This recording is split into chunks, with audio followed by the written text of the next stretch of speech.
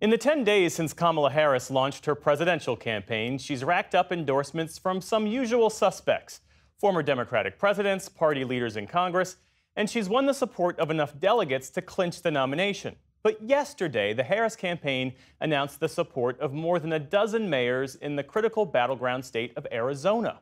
One standout name on the list was Republican John Giles of Mesa.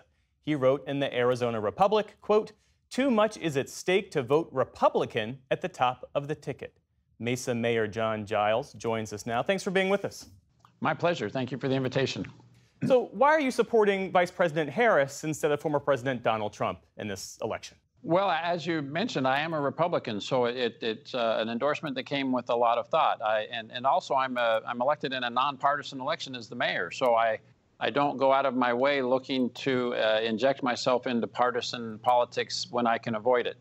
But every so often, there are compelling issues that I feel like the silence is not an option.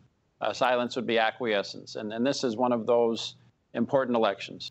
I felt similarly 4 years ago. I wanted to vote against Donald Trump as much or more than I wanted to vote for President Biden. And this time around, a similar position. It's important to me that we not go through the chaos of another Trump presidency. But I am genuinely excited about the prospects of Kamala Harris being our president. As you mentioned, you voted for President Biden in 2020, but you hadn't endorsed him before he exited the race.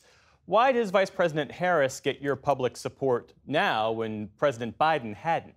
I think ultimately I probably would have given my support to President Biden, but I am very excited with the Vice President's entry into the campaign. It's been fun to see the energy that she's brought. I think Arizona is very much in play, where I'm not sure that it was before.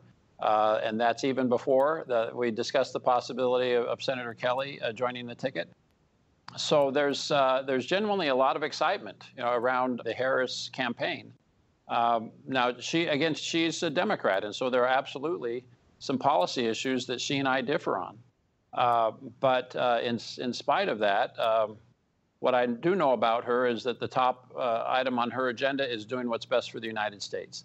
And I honestly cannot say that about Mr. Trump.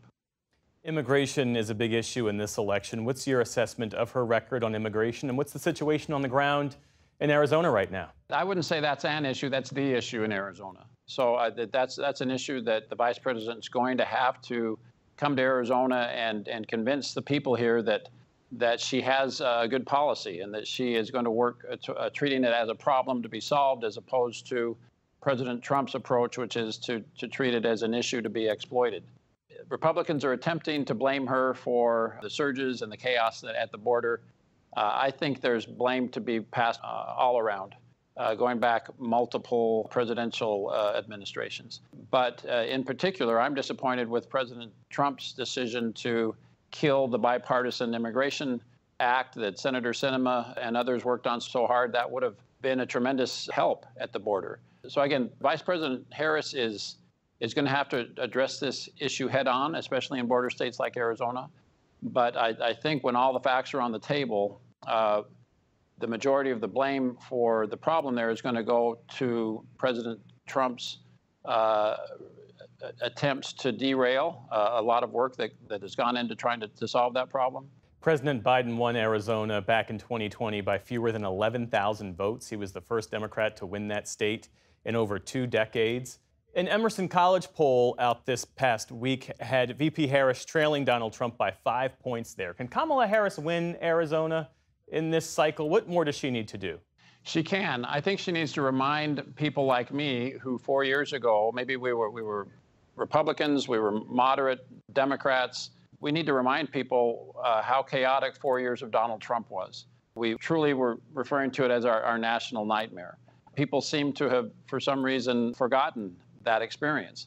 So I think if she presents herself as a moderate person in Arizona, someone who maybe has evolved on some of the issues that she was such a vigorous advocate for when she early on in her political life, And the contrast between her and President Trump is stark, and he does not compare well. Mesa Mayor John Giles, a Republican who's supporting Vice President Kamala Harris in this presidential election. Thanks for your time, Mr. Mayor. We appreciate it. Thank you.